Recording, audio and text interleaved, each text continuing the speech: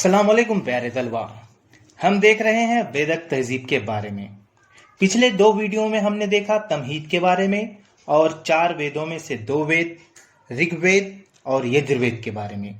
अब हम आगे बढ़ते हैं। अब हम देखेंगे तीसरा सामवेद संहिता। बाज यज्ञ रसूमात के वक्त सुरताल में मंत्रों को गाया जाता था।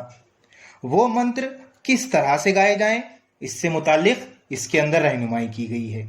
जैसे कि हम देखते हैं हिंदी म्यूजिक यानी कि हिंदी गीत और मराठी गीत, सभी गीत एक ही सुर व ताल में नहीं होते। हर गीत अलग अलग सुर ताल में गाई जाती है।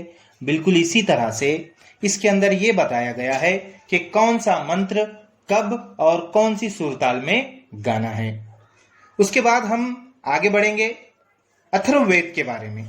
अथर्ववेद अथर्व नामी ऋषि के नाम से मौसूम हुआ। अथर्ववेद में रोजमर्रा की जिंदगी के कई मामलात को अहमियत दी गई है। जैसे कि हम देखते हैं हमारी रोजमर्रा की जिंदगी में कई मामलात पेश आते हैं। कभी खुशी के मामले पेश आते हैं तो कभी गम के, कभी लड़ाई झगड़े के तो कभी मेल मिलाप के। बिल्कुल इसी तरह के मामलात को इस वेद के अंदर बहुत ज्यादा अहमियत दी गई है। उसी के साथ साथ हम देखेंगे इसके अंदर कई अद्वियाती नबातात, कई जड़ी बूटियों की मालूमात बताई गई है। और हम देखते हैं कि जो पुराने हकीम हुआ करते हैं वो अपने मरीजों के इलाज के लिए जड़ी बूटियों का ही इस्तेमाल करते हैं। तो प्यारे बच्चों, हम देखेंगे कि इस वेद के अंदर ये बताया गया है कि कौन सी जड़ी बूटी कब इस्तेमाल की जाए, कौन सी बीमारी के लिए कौन सी जड़ी बूटी का इस्तेमाल किया जाए। ये तमाम बातें इसके अंदर बताई गई हैं। इसके अलावा इसके अंदर राजा किस तरह से हुकूमत करे इसकी रहनुमाई भी की गई है। हम सब जानते हैं अच्छा राजा कौन सा होता है, जो सही से हुकूमत करे यानी कि अदल व इंसाफ वाला मामला रखे।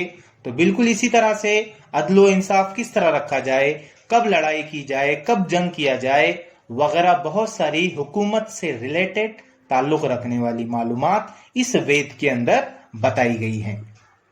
इसके बाद हम देखेंगे संहिताओं की तख्लीक के बाद ब्राह्मण ग्रंथ, आरण्यक, उपनिषद तख्लीक किए गए और इन तमाम को भी वेदक अदब में शुमार किया गया। अब हम देखेंगे ब्राह्मण ग्रंथ के बारे में। यज्ञ की रसूमात में वेदों के इस्तेमाल से मुतालिक मालूमात फराहम करने वाली किताब को ब्राह्मण ग्रंथ कहते हैं। हर वेद की एक अलग ब्राह्मण ग्रंथ है, यानी कि इसमें हर वेद की रहनुमाई के लिए यानी कि कौन से वेद का किस तरह से इस्तेमाल किया जाए। अब जैसे कि इसके अंदर बताया गया है कि यज्ञ के दौरान कौन से मंत्रों को किस तरीके से पढ़ा जाए, किस तरीके से गाया जाए वगैरह की रहनुमाई ब्राह्मण ग्रंथ में की गई है और हर वेद की एक अलग ब्राह्मण ग्रंथ है। चलिए हम आगे बढ़ते हैं। इसका अगला हिस्सा है आरण्यक। आरण्यक में यह बताया गया है कि किसी आरण्य यानी जंगल में जाकर मुकम्मल एक सुई और तवज्जो के साथ किए गए गौर व फिक्र को आरण्यक कहते हैं। और इसी के अंदर यह भी बताया गया है कि यज्ञ की रस्म अंजाम देते हुए किसी किस्म की गलती सरजद ना हो, इसकी इसके अंदर ताकीद की गई है। इसके बाद इसका अगला हिस्सा है उपनिषद। उपनिषद के मायने हैं गुरु के सामने बैठकर, उस्ताद के सामने बैठकर हासिल किया गया इल्म। और इसके अंदर हयात व ममात के वाकयात से मुताल्लिक हमारे जहन में बेशुमार सवाल सर उठाते हैं। उन सवालों के जवाब हमें बासानी नहीं मिलते। इस तरह के पेचीदा सवालों पर उपनिषद में बहस की गई है। 4 वेद, ब्राह्मण ग्रंथ, आरण्यक और उपनिषद की तख्लीक में तकरीबन 1500 बरस का अरसा लगा। ये बहुत बड़ा अरसा है।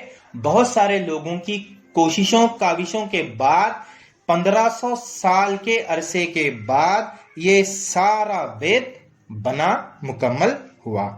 उस अरसे में वेद के जमाने की तहजीब में कई तब्दीलियां होती गईं। उन तब्दीलियों और वेदक जमाने की अवामी जिंदगी का मुताला करने के लिए वेदक अदब ही अहम जरिया है।